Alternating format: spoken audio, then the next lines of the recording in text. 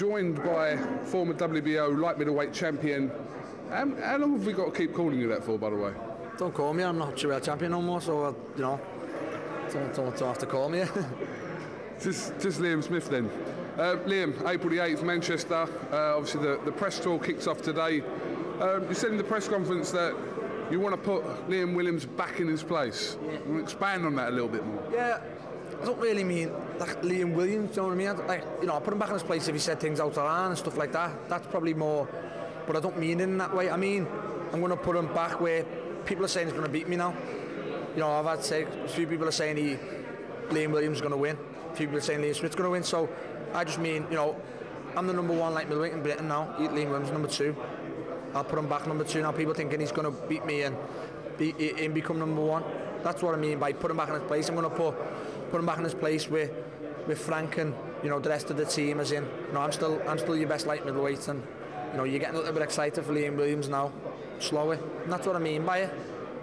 No, I won't being like, you know, I'm putting him back in his place as in a thingy way. I just mean like, you know, I'll show I'm still number 1, you know, regardless of losing to CANELO.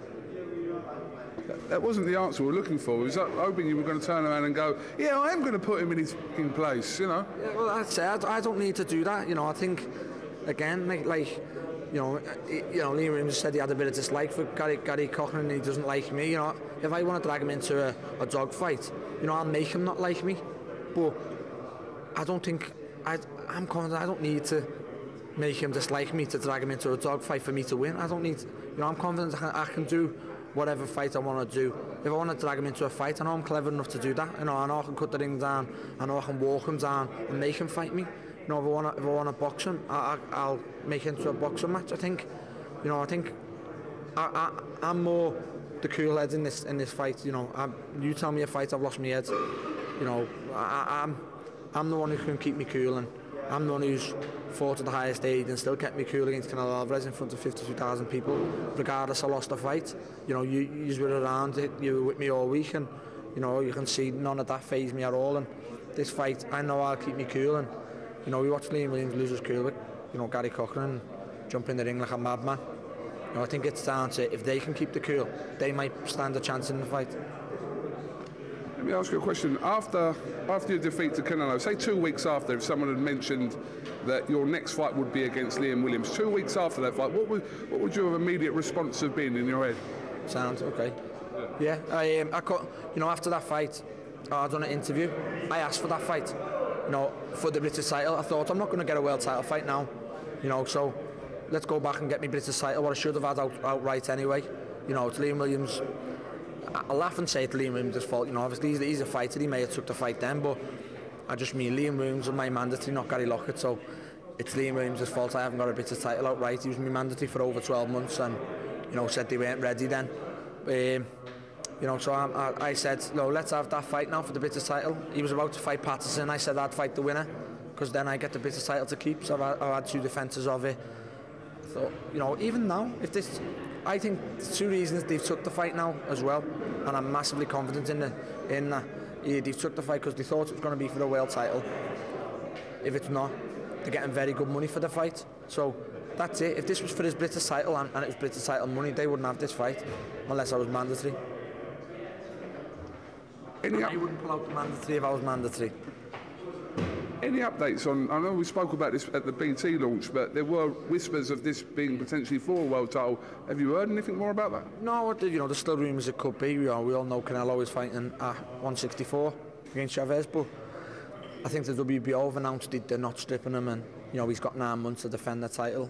I don't think he'll vacate the title until he beats Chavez. I think a lot will depend on if he beats Chavez and is comfortable doing it. His next fight will be Golovkin. If he beats Chavez or if he struggles, he'll think, you know, fuck that, I'm going to stay and defend the 154 title. So, you know, I think this fight will be a final eliminator.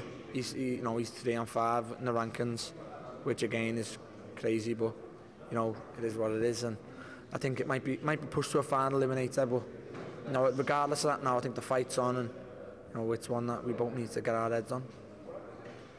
Just your thoughts on a couple of upcoming fights. First of all, the Chavez Jr. versus Canelo fight live on BoxNation May the 6th. What is your thoughts on that fight, Liam?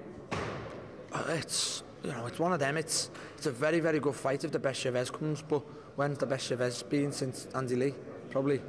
I think that Chavez gives Canelo a very, very good fight, very hard night, and it's one that I'd be excited to see. But I just think a lot of things will play its factor in it. I think Chavez making 164, he's failed to make 168 a couple of times, and I know he made his last fight and looked well doing so. I've seen him in pictures of him now training, and he looks well, he looks light already.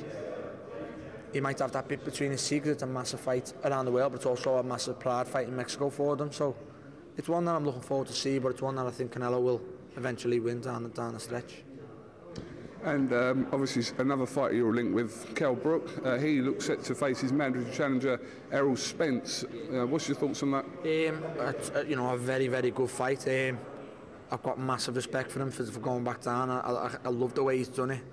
Saying I worked too hard to get that title, to give it up like that. I've got massive respect for him for doing that. I think he deserves massive respect as well. Well noted that how much he struggles with weight.